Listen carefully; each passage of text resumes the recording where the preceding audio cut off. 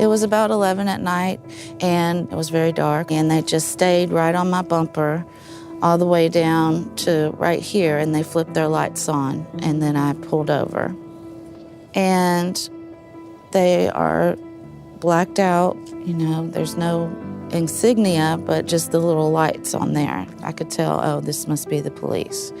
So then they get out of the car, and they look like the SWAT team. They're on all black. The only thing you can see is their eyes through a ski mask, and the only thing that identifies them as any type of officer is this little thing that says agent and then a number after it. So I'm like, who are these people? I thought, am I getting robbed? Like, what's going on? You say you were afraid you were being robbed. Do you feel like you were? I feel like I did get robbed, yes. That's Katie Baggett, and the officers who pulled her over that night were from the tiny town of Brookside, Alabama. Her offense? They said they couldn't see the light over her license plate from 50 feet away. The tag light worked, but it was stormy and visibility was poor. Didn't matter. They ran her license and found out it was suspended. They towed her car. She never got it back. In 2020, police towed 789 from a town of just over 1,200 people. We were standing in front of a junkyard off Interstate 22, just outside Birmingham, Alabama, in the exact spot where she was pulled over. She was sharing her story with reporters from AL.com, who won the 2023 Pulitzer Prize in Local Reporting, and Pulitzer Board co-chair Neil Brown, president of the Poynter Institute for Media Studies.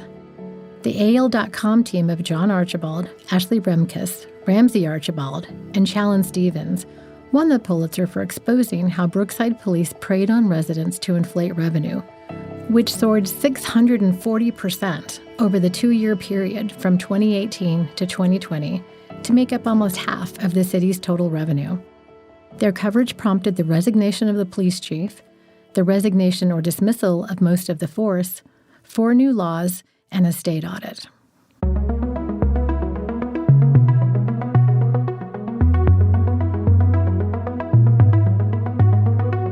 Welcome to Pulitzer on the Road, bringing you closer to Pulitzer-winning work through discussions between Pulitzer judges and winners.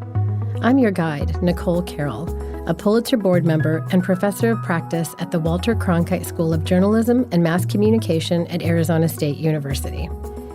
Each spring, the board meets in Pulitzer Hall at Columbia University in New York to choose the winners. The discussion is rich and insightful. This podcast is designed to bring a similarly thought-provoking experience to you. In this podcast, we travel back to Brookside with John and Ashley, the journalists with AL.com. When did you first think about Brookside and what became your main story? Well, I'm going to back up just a little bit to how we got into this in the first place. Because there was a reporter here who got a job at the LA Times, and he had, prior to his leaving, he had gotten a grant from Columbia to do a report on criminalization of poverty. Somebody had to do this story. We both felt strongly about criminalization of poverty, so we said, well, hell, we'll do it. And so for 3 months, we sat around thinking, what have we gotten ourselves into? Because, I love this topic. It's really important to me, but it's really hard to make people care about. And how are we going to show this cycle of fines and fees in a way that people don't just write them off as somebody who was doing something that they shouldn't have been doing? They got what they deserved because they really don't understand the cycle. And so we set out to find what we like to think of as the Rosetta Stone that would help people understand criminalization of poverty. I remember talking to this one person, Carla Crowder, who runs a place called Alabama Appleseed, which does a lot of prison work and such. She said, well, I don't know what's going on in Brookside, but something is. And I went back and started looking up lawsuits from Brookside. And deep in one lawsuit, and attachments was the audit report from Brookside. Any reporter out there knows that feeling when you're going through documents or something and you see that thing that crystallizes everything and the hair on the back of your neck stands up and you say, damn, I got something here. It was that moment. What did you see? I saw the numbers that will forever be in my head, that over the course of this 2-year period, the amount of fines and fees came up 640%, that 49% of the budget of this town was funded by pulling people over and fining them. And a lot of states had passed laws to prevent that. And 49% was insane. And Ashley, who is a social media sleuth, began to find all these things. I mean, you could see it. It's not special to Brookside, but it's, shaming people. It's bragging about arrests and things that change people's lives. And you could see the officers, right? They don't identify themselves. They're wearing all black. You can only see their eyes. The vehicles are blacked out. And you could see it on their social media page. Like, they weren't hiding these things. I mean, there were pictures of officers, wearing the all black or, wearing like a bandana over their face. And it made you think, like, is this like highway pirates? The town reported just 55 serious crimes to the state in the 8 years between 2011 and 2018. None of them homicide or rape. But in 2018, it began to build a force, with 13 full-time officers and 2 reserves at the time of the story, to patrol its 6 miles of roads and 1.5 miles of jurisdiction on Interstate 22. At the time, city officials said they were concerned about slow response times from the county and drug activity in the area. They hired an aggressive new chief, Mike Jones.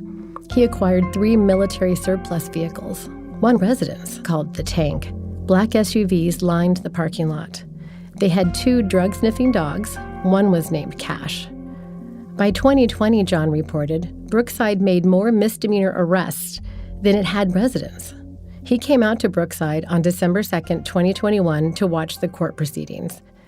The city holds court just once a month, and with the increase in citations and COVID distancing requirements, the line stretched far into the parking lot. Police had to direct traffic. At the courthouse, John was talking to people in line when Chief Mike Jones walked up. They proceeded to tell me how happy they were that I was here because it was such a good news story. It was a good news story on how they were cleaning this place up and turning it into a real police department and this. And everything the chief said, the mayor just nodded the whole time. I'll never forget. And there are these moments when you're reporting a story when you know something's significant. And I said, it's been a 640% increase in fines and fees over the last 2 years. It's 50% of the budget. And he said, yeah, it should be more. The chief said that? Essentially, if we were working harder, it would be more. And at that moment, it was like, okay. And then I asked for, a lot more documentation. They sent it as, sort of justification for what they were doing. And that's when all of these numbers began to fall into place. So they essentially just verified everything we'd been hearing. John had what he needed for the first story. It was published on January 19th, 2022, and the community erupted.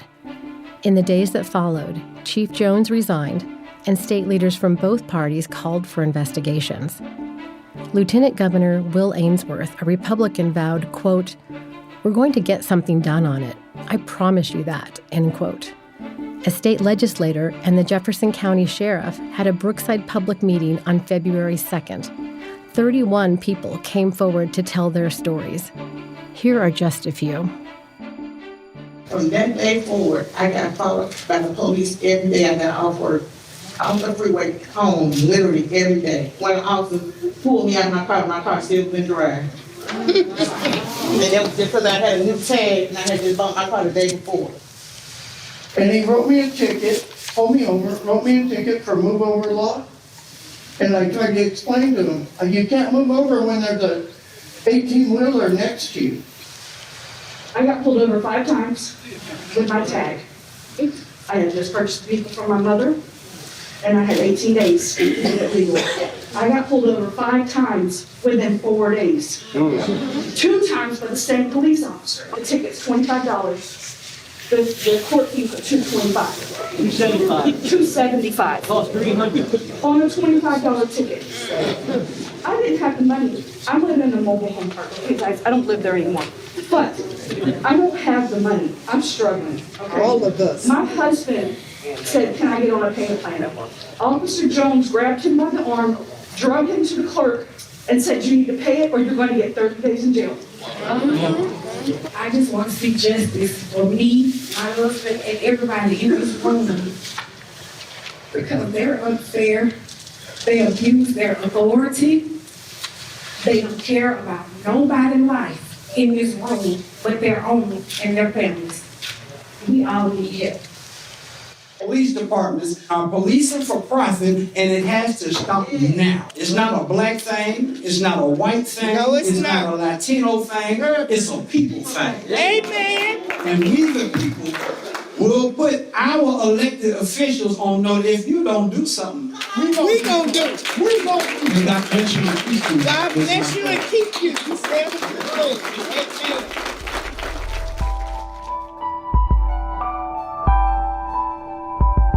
Brookside's town square is the municipal center. The police station, the mayor's office, and the courthouse share a building. The community center, post office, and the water and fire departments fan out around it. We asked the new police chief, Henry Irby, if he would talk to us for this podcast. He turned us down, saying he can't comment because of ongoing litigation. 15 lawsuits have been filed against the city or its police officers, and while a few have been settled, most remain active. We reached out to lawyers for former Chief Mike Jones and the owner of Jets Towing, which hauled the cars. Neither responded. Brookside City Prosecutor Mark Parnell and former Municipal Judge Jim Wooten also did not respond. We asked if we could record our podcast inside one of the city buildings.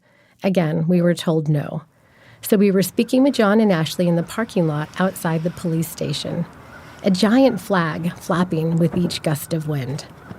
Just up the road is the Dollar General. We headed that way next. So tell us a little bit about Brookside. We're walking up to the Dollar General, and I think I read in your story this may be the only commercial enterprise in town. There's 3 septic tank cleaner companies, but the Dollar General's the place where people go to shop here, and it's within 50 feet of the police department, 100 feet of the post office and the fire department. It's a little town square, and that's about all there is here. Brookside's a town of, at least when the story is written, is a town of 1,253 people. Largely white, but much more diverse than it was in the previous census, and pretty poor. It's an old coal mining town that's fallen on some pretty hard times, and it's lost a lot of population over the years. I had never heard of Brookside. Nobody goes through Brookside, I mean, 22 is a pretty recent addition, and you can see now they're just building gas stations up there on the exit. And municipalities in Alabama are prohibited from giving speeding tickets on the interstate because a state legislator got ticketed twice on an interstate and created that rule. Now that's all politics is local, baby. I love it.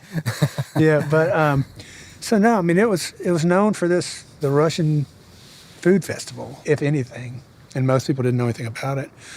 I've come to learn that it was considered a speed trap for a long time. But prior to 2018, it was a one-man police department. It was literally one guy in a traditional Ford LTD kind of cop car, riding around, mostly taking care of stray dogs and giving some tickets, but nothing like this.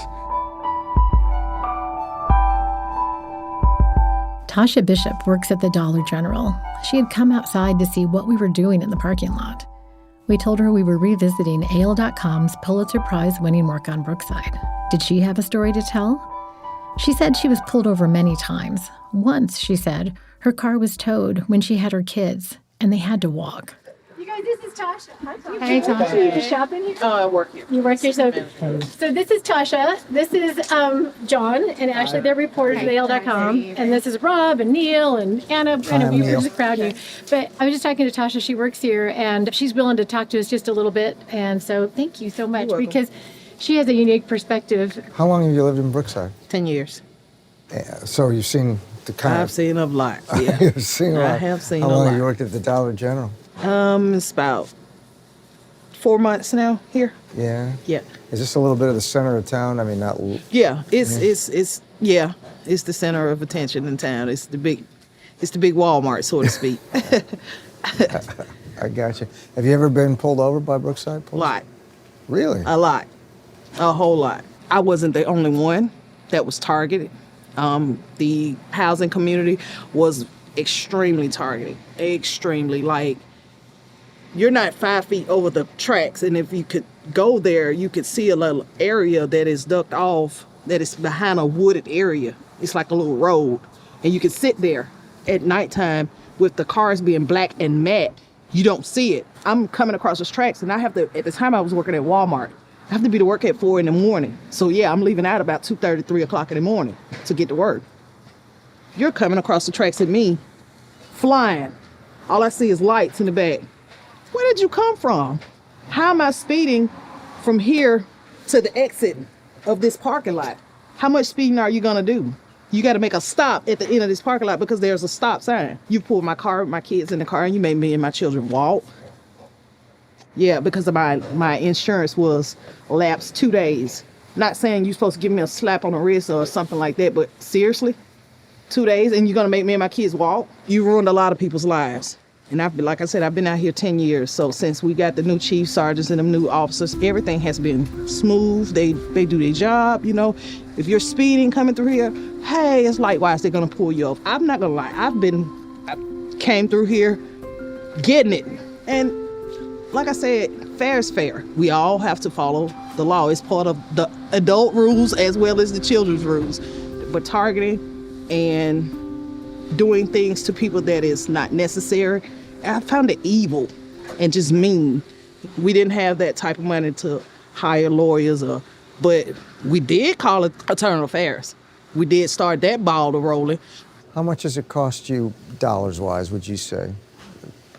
I mean, you can see if you can figure out the ones where like, well, maybe you had it coming. Oh, God. When you get your vehicle towed, for whatever reasons they feel like they want to tow it, there has never been a set amount. Never the same. Never the same. Never the same. It will range from $150, $200, $225. I've even paid $325 before. That was the last time I got towed. That was literally the last time. And I made it clear, you won't tow my truck again. Did you feel helpless? Who, me? Well, yeah, when they're... At that time? Yeah. Yeah, because I mean, at this point, I'm a single mother with 6 kids and my back is against the wall. So what am I to do? I mean, look around. You see where we live at. You need a car. I don't care if you got a scooter or a bike. You need something. But as a mother, you need your vehicle. You know, I talked to a guy yesterday. We were speaking to a long-timer here. This was how a lot of stuff was happening to him. And he said he didn't really realize it was happening to other people. Did you know that it was happening to other people as well? And it's crazy because you don't realize it.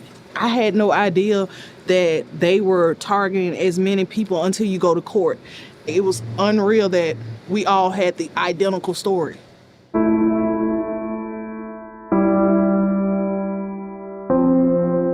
Katie Baggett, who you heard from earlier, is one of those with a similar story. It was late at night, dark. The unmarked police cars were matte black. The reason she was pulled over was questionable. They said her license plate light wasn't visible 50 feet away on a stormy night. They found her license was suspended, so they took her minivan. Did you know what was going to happen? Or No, what was your next move once you got home? Well, it was like midnight by that time, so my next move was to pass out. But the next day, I tried to call the courthouse and find out where my car was, and they said that they couldn't tell me over the phone. I had to come up there and pay like $200 and something. They implied that the money was just to find out where my car was. I mean, my car was probably worth less than $800, and I just figured I can't afford to spend that because I gotta take Ubers back and forth to work until I die, basically. I noticed that the people that were interviewed and the people that I saw on the news and things like that, they were all like families or like poor people and the worst people that you can target. But they knew, and I think it was kind of sinister, they knew that we would not fight. We wouldn't get our cars back because we wouldn't have the money. We asked Katie if we could see where she lived in Brookside at the time of the ticket. It was less than a mile from where she was pulled over. While we were interviewing her in her old cul-de-sac, her former neighbor came out and said drivers who were stopped must have been doing something wrong. So how do you feel now?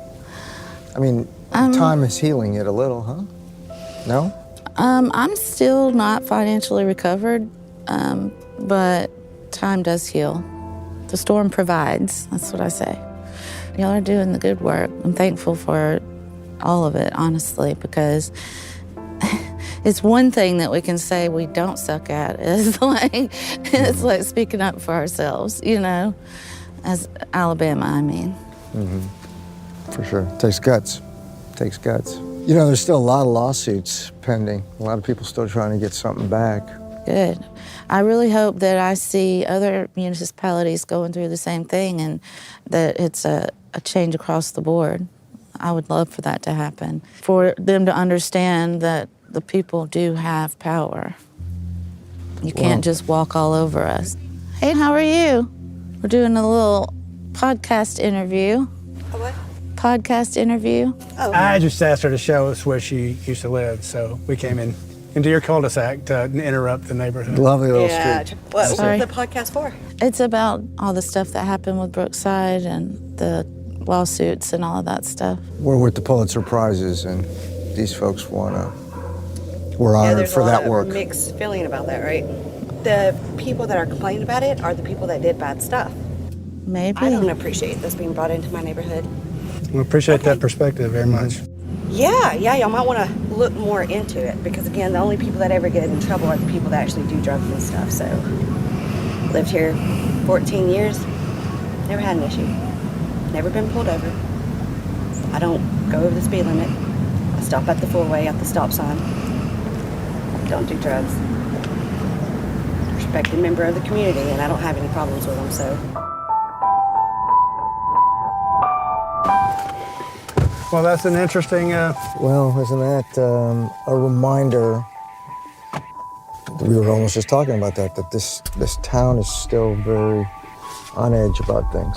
Yeah, I mean, there's a lot of disagreement over what's needed here, I guess. Right. And I guess that may have been what allowed a lot of this to, sort of take off in the first place. We had one more stop on our tour of this story, Jets Towing, a tow yard about 10 minutes outside of Brookside in Adamsville. It's a little hard to find. You've got to go down a gravel back street, and there's very little signage. So we're out in front of Jets Towing, where there's a metal green fence, and behind it are a bunch of cars, obviously. It's just where they hold the cars. There's a sign here. John, why don't you read the sign? Record fees are additional to release fees. Cash only. No credit cards, no checks. So how does Jets figure in? I mean, the place is great in the sense that it looks like just what it is, which is a sort of a shadowy figure in this story, but one that's impacted a ton of people. A lot of people go get stopped for anything from no insurance to charges of all description and have their car towed. And many of the stories that people tell are in the difficulty and the expense of trying to get those cars back.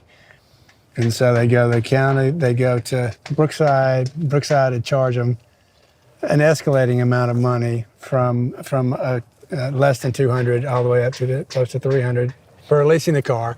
And they'd send them down to Jets Wrecker, which would tell them that those release fees don't get your car back. They just get you here.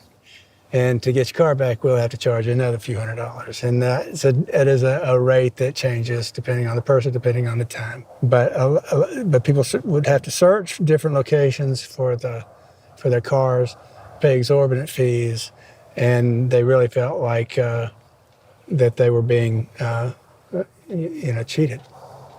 the city and the town and the police department made a decision that towing was big business, because on more than one occasion they decided to raise their rates of release fees. So, hey, we can make a lot of money just by raising the amount of money we charge people to go tell them that they have to get it from Jets, which ended up over $200. And at the same time, we're told that the rates of wrecker fees went up during the same period of time. That combined with the fact that, in this 2-year period, we had a 1,400% increase in tows. And as you said, that's more than, 2 a day in this tiny town. So very clearly, as the fines and fees began to provide more and more of the town revenue, towing became an integral part of it. There were some folks who said the wrecker was on the scene almost as fast as the Brookside Police Department. Did you hear a fair bit of that? Yeah, there were lawsuits to that effect as well. It said that they were pulled over, and by the time they stopped, that the wrecker from Jets Towing pulled in at the exact same time as the police, meaning that they knew they were going to tow that car from the minute they turned that light on. Did you ever talk to Jets? I did talk to Jets, and Jets has steadfastly declined comment on the story. I mean, we were doing the math, right? They went from towing a car a week to 2 a day, essentially on average, right? So let's just in a town of 1,253 people. Well, what I'm thinking is so you lost your car, you can't find your car, and you have no way of hunting down or figuring out how to get to where your car might be, and then you got to pay. We've talked to people who say, they couldn't be told where their car was until they could name the officer who arrested them. And if they didn't have their paperwork, or the officer who went by, who in almost all cases signed their reports as agent, some name or some initial or number, if you don't know the name of your officer, you had to do a search for your car, which sometimes meant go into 1 or 2 of these locations that Jets has, or that they thought Jets has, because sometimes it's not that easy to know where it is, and sometimes those cars wound up, on a lawn outside City Hall. So it became a hunt, and the longer they remain in wreckage at the wreckers facility, the more fines pile up. So the longer they're here, the more they cost to get out. And so a lot of those people just gave up on ever getting their car back. We talked to Katie Baggett earlier. I mean, I think your story says that by the time she was really able to get her car out, the fees, including the towing fee, had reached almost $2,000 for a car she said was worth $800. Right. So it becomes easier to just leave it alone and go away. Walk away.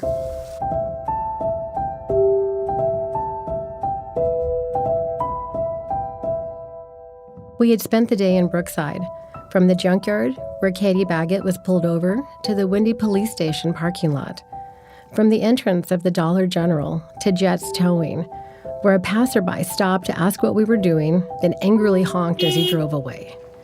We had visited a family on a farm who said they were still jittery about the police. And we talked with Tasha Bishop, outside her store, who said things are much better now.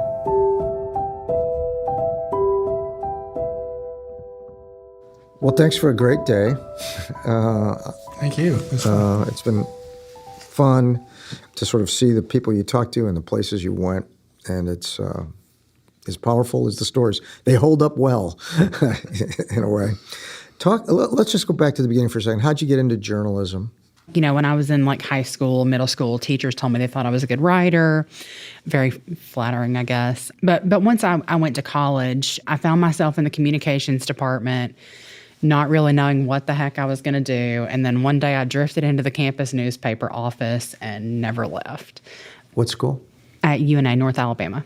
And once I got in there and started doing work at the school paper, I saw that we really could, even on small things, have impact. And that was just incredibly special to me. And I think that's what kept me coming back, even though, it was a lot. And a series of mistakes got me here. I pretty much flunked out of one school and went down to Tuscaloosa to go to school at the University of Alabama, and I had 6 different majors, which didn't pan out, which, by the way, is a great education for journalism. And I followed this girl into the Crimson White, the student newspaper at the University of Alabama, and fell pretty much in love with both of them, and I'm stuck with both of them still. So Wow. It was the first moment in my life where I started feeling like people were listening to what I had to say. And in that moment, I just knew this is what I wanted to do, and I've been doing it ever since. This story is about a power structure in town. So talk a little bit about how you first came across Mike Jones, and what do you know of how much he's been held accountable? Mike Jones was the police chief at Brookside, of course. Didn't know much about him when this started, other than the fact that he had moved to Brookside. And my first brush with him was when I went out to talk to people who were going to court out there, long lines of people who were going to court out there. And he came out and finally agreed to talk to me after some time of putting me off. And he just had this self-assurance that the truth is, he was the kind of person, and every reporter knows them, who will look at you and lie in your face as if he believes you're an idiot. And, and sometimes the best thing to do in that situation is just to let him, continue to think that's true. Yeah, so we wrote the story with his direct involvement, and 2 days later he was asked to leave or resign. He disappeared, fell off the radar. It's impossible to find. I mean, it's been very difficult to track down since, until he was driving through South Alabama and had not turned in his Brookside badge and flashed that badge to get out of a speeding ticket, and was arrested for impersonating an officer, for which he's still awaiting trial at this time, which is a felony. But so the question of whether he got what he deserved or he paid a price for it, in some ways remains up in the air. He's named in many of the 15 lawsuits. There still are some federal agencies asking questions. We don't know where they are in that process. He did lose his job and his livelihood there, and it's in many ways he's paid. So what about the town attorney? So where's Mark Parnell today, and do you think he had a role in it? In my view, there's the police chief, there's the mayor, there's the prosecutor, and there's the judge. Okay. None of this could have happened without the cooperation of all 4 of those people. Absolutely. The judge had some legal problems and was banned from ever being a judge again in the state of Alabama. The police chief was run out of town, essentially, and the mayor gets a little bit of a break because he only became mayor, right before this broke. And he has some plausible deniability, and when it all hit the fan, he did react quickly to say we need help and change things at that point, in my view. The prosecutor, he was involved in every one of these cases, and some might be good and some might be bad, but it would not have happened. It could not have happened without him. Overall, people we talked to today felt they were heard. I've been doing this a long, long time, and I've done a lot of stuff that, put people in jail or got people fired and all that stuff. But when you hear people stand up and talk about what their lives were and how important it was for them to feel like they were being heard, that somebody was listening, whoever that was, and they come to you and tell you they got their life back, that is the best thing I've ever done in this long career. And I just want to ask, who could not write that story in a way that is compelling? It's a simple thing that happens when you go out and talk to people and do those things, and they write themselves sometimes. Did you expect the results as quickly as you had? That's unbelievable. I don't think we expected results at all. Well, I mean, and not to the level that they rose to. Come on, if we had talked about this a week before this thing ran, that there'd be laws changed in 4 months, we would never have had that conversation, right? I was in a bad place in some ways when we set out to do this. I mean, in just the state of journalism, all this, I mean, what are we going to do? Do we have any resonance anymore? And then to have that kind of response, it was like adrenaline. And what we learned here was that everybody has a Brookside, you know, whether across the country, we would get notes from people who say, this happened to me here. And we're seeing that now in stories in Texas and Louisiana and other places that have very similar stories. One of the things I think was so powerful about the story, that it's another example about why we need local journalists, because this is a classic situation that if no one is looking, look what happens.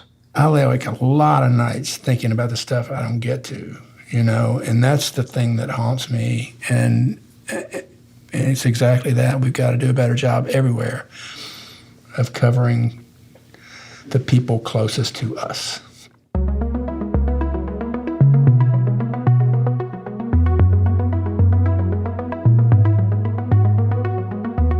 So what makes a work worthy of a Pulitzer Prize? In describing the selection of AL.com's work, the jury called the series jaw-dropping for its uncovering of shocking, infuriating, and brazen behavior by local police officials, and for their clearly and concisely written stories supported by indisputable findings. This was a series, according to the judges, that provided a significant public service by protecting vulnerable residents and stopping an egregious abuse of power.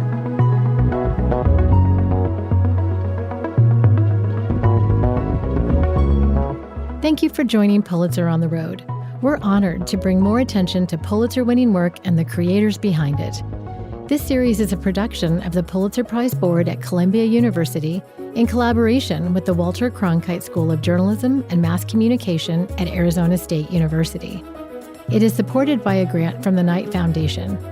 All episodes are edited for length and clarity. In future episodes, we'll hear from authors Barbara Kingsolver and Hernan Diaz. Be sure to subscribe wherever you listen to podcasts and tell your friends to listen in. To see this work and the work of all the 2023 winners, please go to Pulitzer.org. Pulitzer on the Road is produced by Central Sound at Arizona PBS. Our producers are Anna Williams and Alex Kosorik with Arizona PBS, and me. Audio engineering by Robert Disner, Alex Kosorik, and Joe Miller. Editing, promotion, and other support by Edward Clement and Pamela Casey. Fact-checking by Jessica Quesada. Pulitzer Administrator Marjorie Miller is our executive producer. I've been your guide, Nicole Carroll.